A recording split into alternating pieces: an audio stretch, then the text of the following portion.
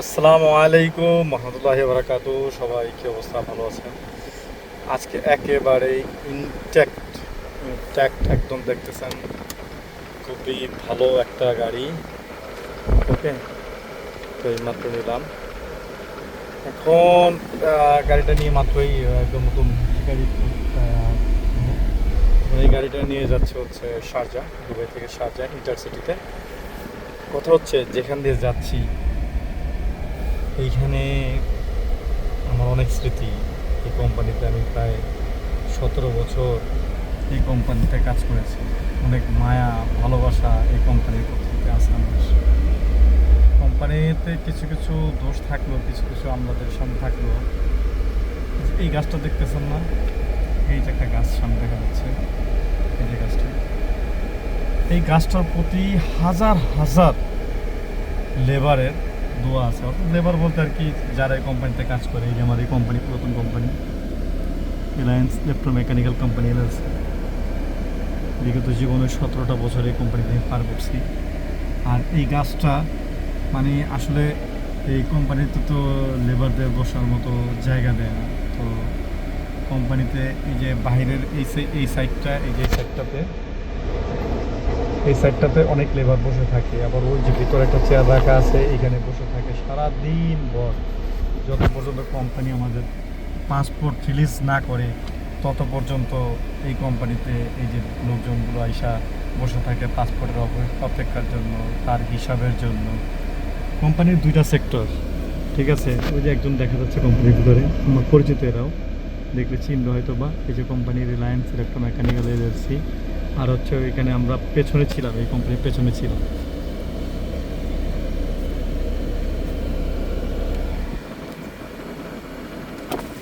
আসসালামু আলাইকুম। हाँ क्या हाल है हीरो। अल्हम्दुलिल्लाह, और कैसे? सुना किधर फिर रहा। बस चल रहा है।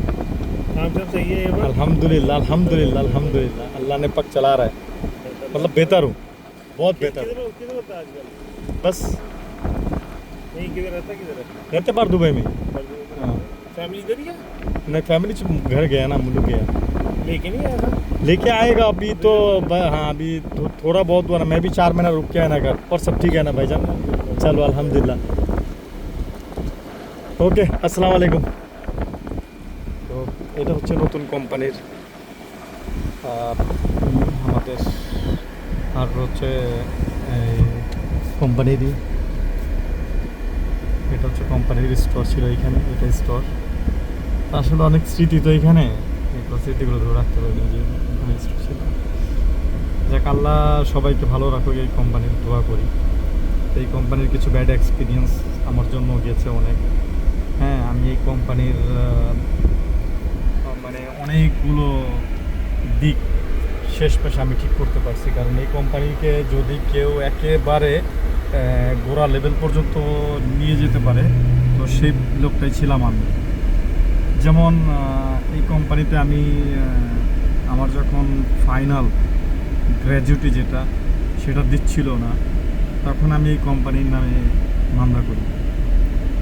মামলা করার পরে এই কোম্পানির ওনারের নাম্বারটাই আমি ব্যবহার করি। তারপরে এই কোম্পানির যে, এখন তো সবাই সোশ্যাল কেন্দ্রিক, তো এই কোম্পানির যে ফেসবুক পেজ ছিল, তা আমি মনে করেছিলাম যে এই পেজটা অতটুকু অ্যাক্টিভ না। পরক্ষণে আমি এই কোম্পানির নামে বিভিন্ন অভিযোগ আনি। অভিযোগ আনার পরে বিভিন্ন আমি বলি যে আসলে আমার যে ফাইনাল গ্র্যাজুইটি ছিল, সেটা যেহেতু আমার বেতন কম ছিল ওই কোম্পানিতে, তো বেতন কম হিসাবে এরা যখন আমার স্যালারিটা বাড়ায়, হ্যাঁ, তখন এরা সেইভাবে সেই বেতনটাকে তারা আপডেট করেনি। এখন তারা আপডেট না করার কারণে যেটা দাঁড়াইছে সমস্যাটা, সেটা হলো যে আপনি যখন এই দেশের রুলস অনুযায়ী আপনি যখন বেতন বাড়াবেন না বা বেতন করবেন, বেতন বাড়াবেন, তখন আপনার মনে করেন এই দেশের গভর্নমেন্ট মানে মোহর, যেটা মিনিস্ট্রি অফ লেবার ক্লেম যেটা, সেটাতে যদি আপনি ডকুমেন্টসগুলো আপডেট না করেন, সেই ক্ষেত্রে আপনার ওইটা লেবার ক্লেমটা অ্যাপ্রুভ হয় না। তো এটা আমরা জানতাম না। অনেক কিছু কোম্পানি আমাদেরকে হাইড করছে। যেমন আমরা যখন এই 2005-এর দিকে আমরা যখন প্রথম দুবাইতে আসি, তখন আমাদের বেতন ধরা হয়েছিল আপনার কি ফোনটা আমি আমার ফেস করেই নিই, তারপর কথা বলি। তো তখন আমার বেতন ধরা হয়েছিল প্রতিদিন পার ডে হয়তো বা আপনার 650 সামথিং এরকম ধরা হয়েছিল বেতন। তো মানে এটা মান্থলি, তো ওভারটাইম নিয়ে 1000 এরকম কাছাকাছি আসতো। হ্যাঁ, তো তখন তখন খুব মেহনত করতাম, কষ্ট করতাম, খুব ভালো কষ্ট করতাম তখন। এনিওয়ে, তো প্রতিদিন 24 টাকা করে বেতন, তো বোঝাই যাচ্ছে যে কেমন বেতন হইতে পারে, 620 টাকা বা 650 টাকা এরকম সামথিং আসে।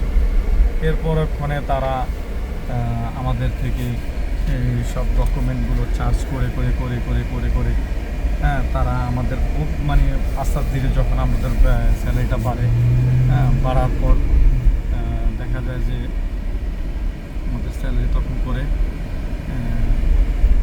মানে ওই ওভারটাইম নিয়ে প্রায় 2500 টাকার মতো আর কি আসতো। হ্যাঁ, এরপর আর কি এরপর আমরা ধীরে ধীরে ধীরে ধীরে এই কোম্পানিতে আমরা যে থাকি 17-18 বছর যখন তখন রিজাইন দেওয়ার পরে বেরোয় আসি, তখন দেখা গেছে যে আমি তো আগে একটু ভালো একটু জানতাম তখন আমি লেবার ক্লেমে ফোন দিলে তারা বলে যেতে তোমার বেতন এত টাকা আসবে। তো আমার তখন গ্র্যাজুয়েটি, যেহেতু আমি প্রায় অনেক বছর ছিলাম, তো খুব মানে বছরে 1 মাস করে পাও না। তো যদি ধরেন তাহলে যদি 17 বছর বা 18 বছর হয়, হ্যাঁ, তো সেই ক্ষেত্রে আপনার মানে এক মাস করে বেতন দিলেও অনেক টাকা হয়। তো যেহেতু 2015 সালে তারা আমার যে নতুন বেতন যে কাঠামো ছিল সেটা আপডেট করে পেপারটা, তো সামহাও সেটা 1200 টাকা আপডেট করে আমি জানতে পারি। তো ওই হিসাব করলে 18-19 বছরে আমার বেতন বাড়ে হচ্ছে প্রায় 19,000 সামথিং। তো তারা আমাকে ওইটা দিতে চাচ্ছিল না, তারা বলছে যে তুমি হিসাবে পাওই না, হ্যাঁ, তুমি আমাদের নতুন স্টাফ। আমি বলছি এটা হতেই পারে না। তো মূলত এই ক্লেমটা নিয়ে তাদের সাথে আমার এই তর্ক বা ঝগড়া হয় বা কথা হয়, অনেক কথা হয়। তখন এক পর্যায়ে যে তারা আমাকে বলে যে না, তোমার কোনো টাকাই দিব না, তুমি 7,000 নাও, 5,000 নাও, এরকম বলতে থাকে। এরপর আমি মামলা করার পরে আমি মামলা নিষ্পত্তি প্রায় 1 মাস সময়ের মতো যায়, মামলা দ্রুত মুছে যায়। তারা আমাকে 19,700 টাকা আমাকে তারা দেয়। 12,000 টাকা আমি প্রথমে ক্যাশ পেয়েছি, আর 7,000 টাকা তারা আমাকে চেক দেয়, চেকটা একটা ডেট দেয়। হ্যাঁ, সেই ডেট অনুসারে আমি অনেক পরে যে ওই টাকাটা আমি উঠাতে পারি। তো এনিওয়ে আমি পরে পাইলাম ওই টাকাটা, আলহামদুলিল্লাহ, আল্লাহর রহমতে আমার ওই টাকা দিয়ে আমি আমার গাড়ি কিনছিলাম। আমি আমার মনে আছে গাড়ি কেনার পর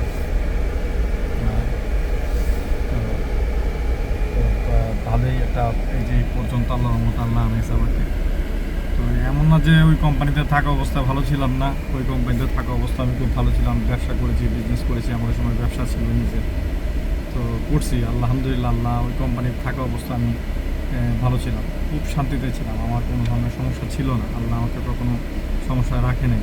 তো এটা আল্লাহর কাছে লাখ লাখ শুকরিয়া, কোটি কোটি শুকরিয়া, আলহামদুলিল্লাহ, যেভাবে আল্লাহ রাখছে ভালো রাখছে।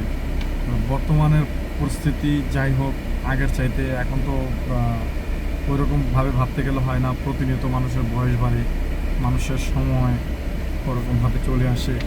তো মানুষ বয়স বাড়লে মানুষের মূল্যায়নটা কমে যায় সব জায়গায়, এটা শুধু এই ক্ষেত্রে না, বয়স বাড়লে মূল্যায়ন কমে। তো এমনই, তো আলহামদুলিল্লাহ সব মিলিয়ে এখন তো ভালো আছি, করতেছি, সবার চেয়ে ভালোই আছে আলহামদুলিল্লাহ, আল্লাহ লাখ লাখ কোটি কোটি শুকরিয়া। তো এই তো মনে পড়লো হঠাৎ করে, কোম্পানির সামনে দিয়ে আসলাম তো গাড়ি নিয়ে, তো এই আর কি। তো এই কোম্পানির সামনে এই দেখা হইলো, পুরোনো কলিগদের সাথে কথাবার্তা হলো।